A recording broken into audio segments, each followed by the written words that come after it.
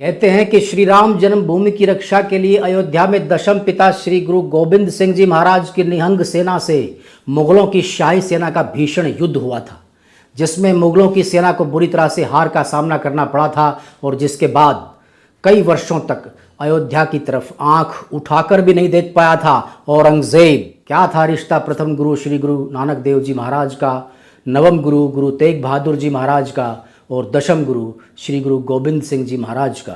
श्री राम की नगरी अयोध्या से और हमारे सांप्रदायिक और धार्मिक सद्भाव का एक बेमिसाल उदाहरण जानेंगे आज इस वीडियो में। वीडियो को पूरा देखें। दोस्तों नमस्कार, मैं राकेश सनसनवाल। चैनल को सब्सक्राइब नहीं किया है तो कृपा करके सब्सक्राइब करें, बेल आइकन ज़रूर दबाएं। वीडियो अच्छी लगे तो ज़रूर लाइक और शेयर करें।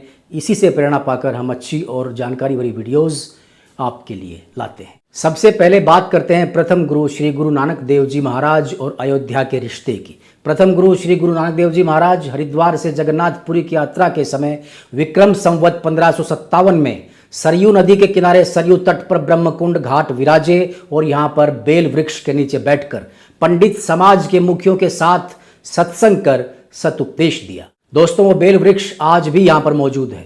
सरयू तट पर स्थित श्री ब्रह्मकुंड गुरुद्वारे के पास श्री ब्रह्मा जी का मंदिर और दुख भंजनी कुआं है।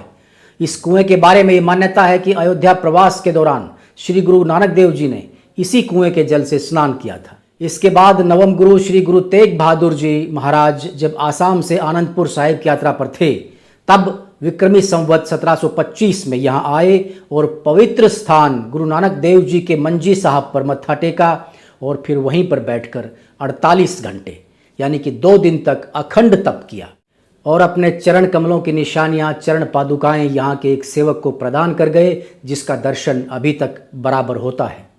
इसके बाद दशम पिता गुरु श्री गुरु गोविंद सिंह जी महाराज संवत 1726 में पटना से आनंदपुर साहिब जाते समय माता गुजरी जी और मामा कृपाल चंद्र जी के साथ यहाँ पधारे और उन्होंने यहाँ बंदरों को चने खिलाए, जो आज तक यहाँ पर ये परंपरा चली आ रही है। दोस्तों श्री राम की नगरी अयोध्या में गुरु गोविंद सिंह जी के पावन चरण जब पहली बार पड़े उस समय उनकी उम्र महज 6 वर्ष की थी। और अब बात करते हैं उस भीषण युद्ध की जिसमें चिमटाधारी साधु और गुरु गोविंद सिंह जी की निहंग सेना ने मिलकर मुगलों से राम जन्मभूमि की रक्षा की थी। श्री राम जन्मभूमि के लिए लड़े गए सिखों के युद्ध की ये सांप्रदायिक और धार्मिक सौहार्द की सबसे बड़ी कहानी है। गुरु समर्थ रामदास के शिष्य बाबा वैष्णव दास ने मुगल अत्याचारों से लड़ने के लिए 10,000 चिमटाधारी संतों की एक सेना बनाई। हिंदुओं द्वारा राम जन्मभूमि को पुनः प्राप्त करने के निरंतर प्रयासों के बाद बाबरी मस्जिद संरचना के बाहर एक हथेली के बराबर ऊंचाई वाले एक मंच के निर्माण की इजाज़त दी गई। अकबर, जहांगीर और शाहजहां के शासनकाल में यहाँ हिंदुओं द्वारा प्रार्थना करने की अनुमति थी, लेकिन औरंगजेब ने सत्ता में आने के साथ ही दूसरे सभी धर्मों के प्रति अपनी नीतियों में भारी बदलाव कर दिया और हिंदुओं को इस पवित्र भूमि को पूरी तरह से फिर से प्राप्त करने के लिए लगातार संघर्ष करने पड़े। औरंगजेब ने अपने सेनापति जाबाज खान को अयोध्या के अभियान पर भेजा। हिंदुओं को पहले से ही संकेत मिल गया और उन्होंने बाबा वैष्णव दास के चिमटाधारियों के साथ मिलकर उर्वशी कुंड में 7 दिन तक चलने वाले इस युद्ध में जाबाज खान की सेना को हरा दिया। इस हार के बाद औरंगजेब की तरफ से एक भारी जवाबी हमले की आशंका थी। तब बाबा वैष्णव दास ने सिखों के 10वें गुरु श्री गुरु गोविंद सिंह जी से संपर्क किया, जिन्होंने सहर्ष ब्रह्मकुंड पर एक विशाल सेना भेजकर अनुरोध को स्वीकार कर लिया। कहा तो ये भी जाता है कि 18 वर्षीय गुरु महाराज स्वयं सेना के साथ प्रयाग होते हुए अयोध्या पहुंचे थे। हार से क्रोधित होकर औरंगजेब ने जाबाज खान को पद से हटा दिया और अत्याचारी सेनापति सैयद हसन अली को तैनात किया, जिसने 50,000 की सेना के साथ अयोध्या पर हमला कर दिया। हिंदुओं और सिखों की संयुक्त सेना सैयद हसन अली को हराने में सफल रही और वो इस युद्ध के बाद अपने बादशाह का सामना करने के लिए जिंदा नहीं बच पाया। ये घटना आलमगीरनामा में दर्ज है।